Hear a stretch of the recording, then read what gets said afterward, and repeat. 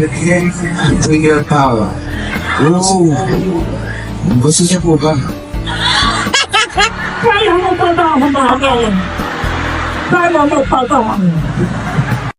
Kung ako lang, parang napakagandang tignan, sa mata na ang mga senior ang napagpagtuunan ng pansin ni Pao sa mga ganyang okasyon, di ba? Nakaka-good vibes lang. It shows na kung paano niya irespeto at pagbigyan ng pagpapahalaga ang ating mga seniors or ang mga matatanda.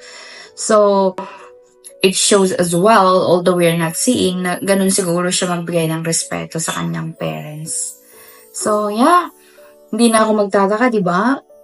Parang lahat ng generation, may representative ang mga fans ng isang Paolo Abilino at hindi lang ang Paolo Abilino, ang Kim